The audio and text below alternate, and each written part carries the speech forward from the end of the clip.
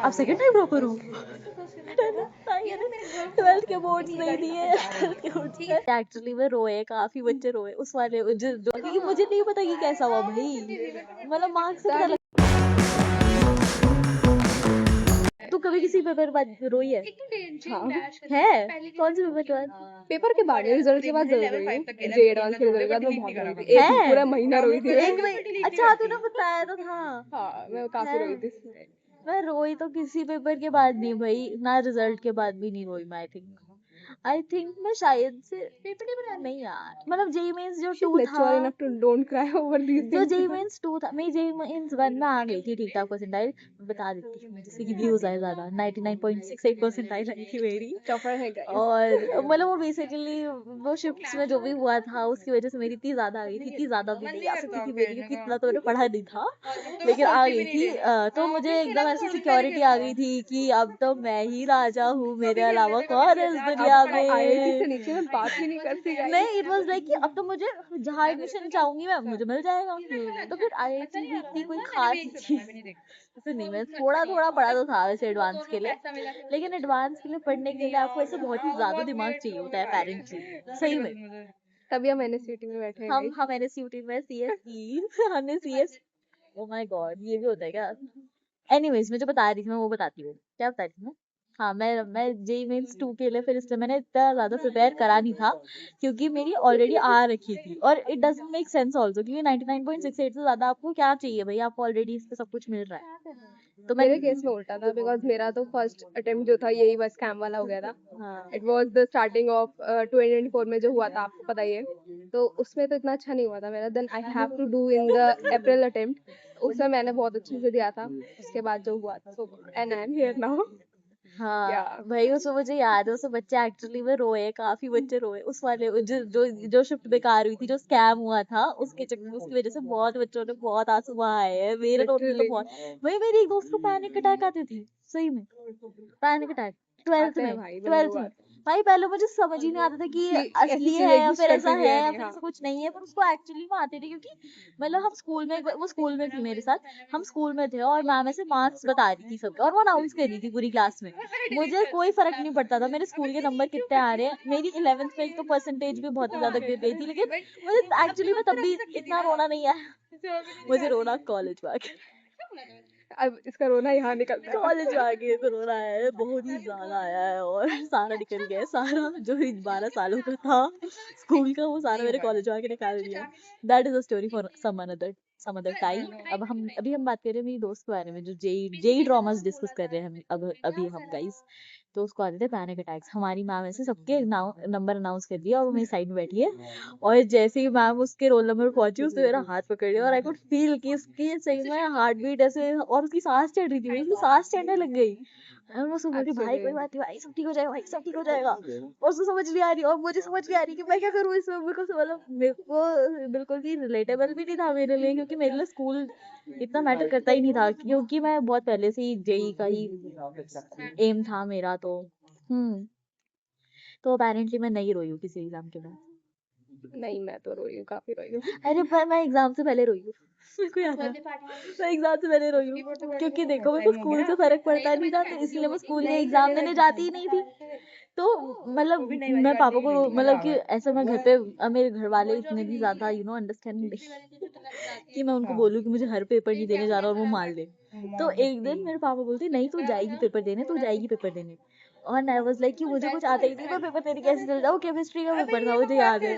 और मतलब कि मेरे से ना कम नंबर देखे नहीं जाते हैं, अगर मतलब कि उसमें मेरा स्कोप हो तो, और उसमें फिर मेरे कम नंबर आ गए जहाँ पे मैं कर सकती हूँ, तो फिर वो मेरे से नहीं देखे जाते, तो इसलिए मैं पेपर ही नहीं देने जाऊंगी। ये होता था मेरा कि पेपर ही नहीं दूंगी तो नंबर ही नहीं आएंगे, तो फिर बुरा भी नहीं लगेगा, तो फिर रोना भी नहीं आएगा ऑब्वियसली, है ना। छोड़ ही दो।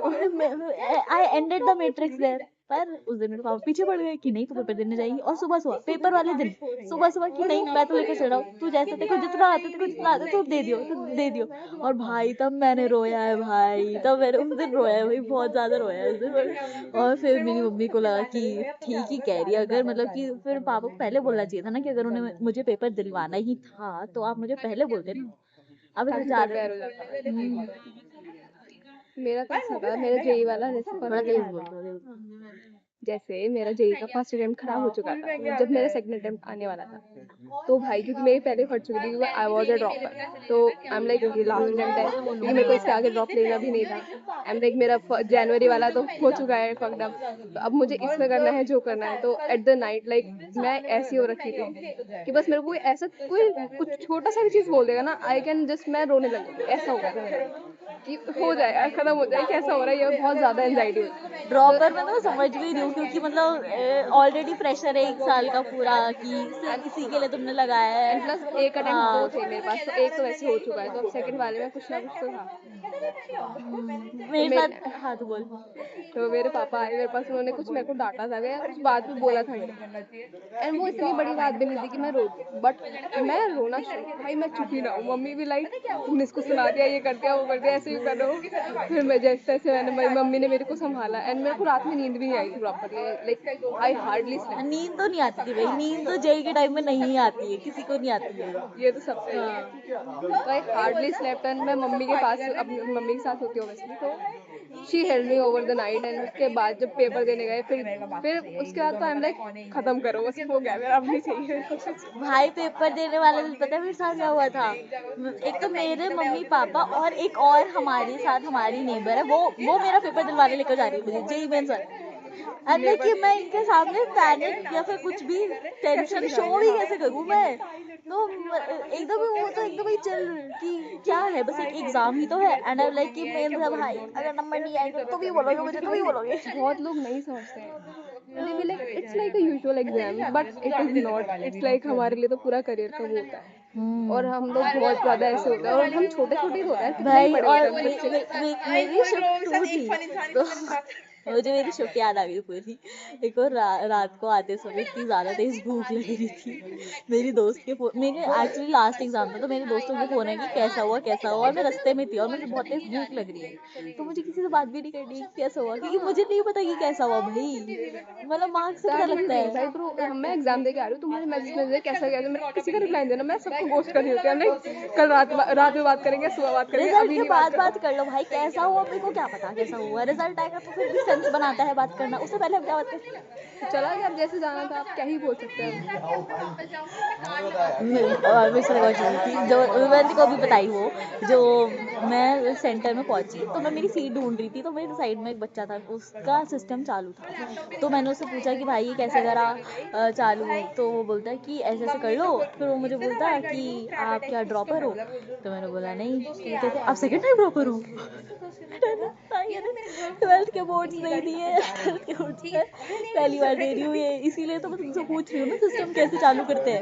वो एक्चुअली खुद ड्रॉपर था, वो मेरे को मतलब वो मेरे पेपर में साइड में एक्चुअली उसको लग रहा था कि मैं बहुत डम हूँ, तो वो ना वो चीटिंग करना चाहता है मुझसे, क्योंकि उसको लग रहा है कि मुझे तो कुछ नहीं आता है, वो खुद में लगा हुआ है, दुखी हो रहा है, कुछ तो कर रहा है, और मेरे पास मतलब 3 घंटे टाइम कम ही होता है भाई, किसी भी पेपर में जितना भी टाइम दे दो कम ही कम ही होता होता है वो। है, तो मैं अपना और लगी हूँ, बस यही था।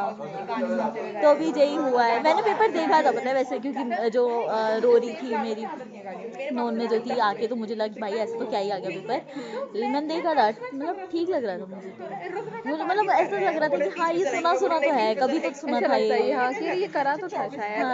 हाँ हाँ बट वही है कि जो उस मोमेंट में होता है, दैट पर्सन नोज द हाँ रियलिटी। भाई, और वो आप लोग अपनी प्रेशर स्टोरीज जरूर कमेंट करना, we would love to know that. And या all the best for the second attempt and boards. That's it, bye bye. और शेप ओके बाय।